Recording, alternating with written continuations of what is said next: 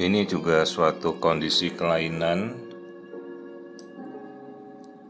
dengan polihidramnios atau air ketuban yang berlebihan, yang sebelumnya kita tidak tahu penyebabnya kenapa, hanya dikirimkan ke senter kami dulu di Rumah Sakit Kabupaten Tangerang sebagai senter rujukan feto-maternal sebanten.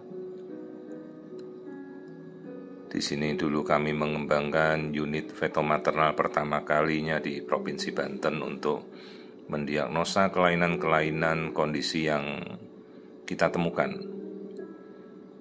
Lalu saat kita melakukan pemeriksaan, kita mencoba mencari, ternyata lambung di dalam perut bayi ini tidak terlihat. Sementara perhatikan air ketubannya sungguh-sungguh banyak, artinya polihidramnion. Kita cari lambungnya tidak ada.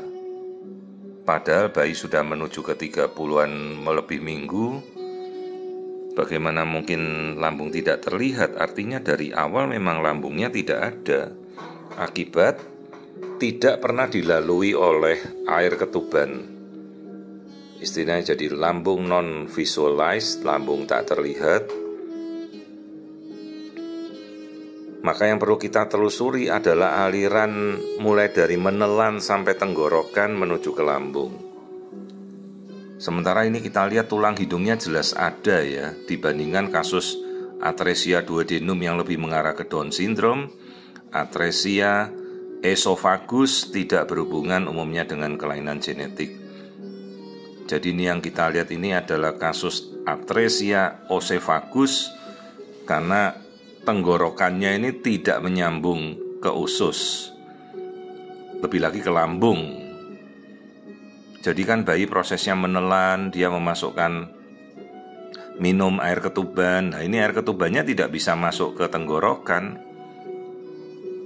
Jadi lambungnya tidak pernah terisi selama dalam kandungan ini. Harusnya kan dia proses mencerna, berkemih, itu suatu proses daur ulang yang dilakukan terus-menerus. Jadi ini sebenarnya bukan suatu kelainan genetik, ini kelainan bawaan fisik. Jadi sayang sekali tenggorokannya tidak menyambung ke saluran cerna. Akibatnya bayi tidak bisa menelan air ketuban, juga proses mencernanya tidak jalan. Ya ini nanti perlu kita koreksi setelah bayi ini lahir di sarana yang memiliki kondisi bedah anak ya, kemungkinan bedah anak, bedah torak, bedah jantung anak. Ini harus kita koreksi secara komprehensif. Untuk terapi operatif atresia oesophagus cukup sulit karena tindakan menyambung oesophagus pada kondisi bayi baru lahir ini sangat-sangat berisiko. Namun selalu ada harapan begitu kita sudah menemukan kasus-kasus seperti ini. Kita ketahui dari awal ya, begitu bayi lahir kita rujuklah di sarana yang benar-benar memadai. Karena ini harus segera kita lakukan tindakan untuk menyambung tenggorokannya ke lambung. Perhatikan ini air ketubannya yang berlebihan karena bayinya tidak bisa menelan. Jadi kalau tadi ada atresia duodenum, ini lebih tinggi lagi penyumbatannya, bayinya laki-laki. Penyumbatannya ini pada level tenggorokan, jadi oesofagusnya tidak nyambung ke lambung.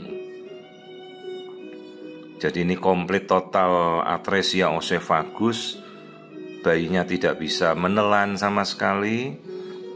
Jadi perlu kita rujuk nanti pada center yang mampu menangani tindakan operatif koreksi untuk menyambung tenggorokannya kembali ke lambung. Kasus atresia oesophagus ini cukup langka dan jarang bisa terdiagnosa,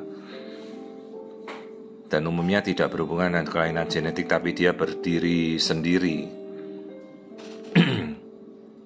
Biasanya terkaget-kaget kita begitu lahir, bayinya gumoh, tidak bisa menelan. Setiap kali ibunya menyusui dimuntahkan kembali, ternyata tenggorokannya tidak nyambung ke lambung. Nah, ini kita ukur biometrinya sesuai kondisi normal 29-33 minggu.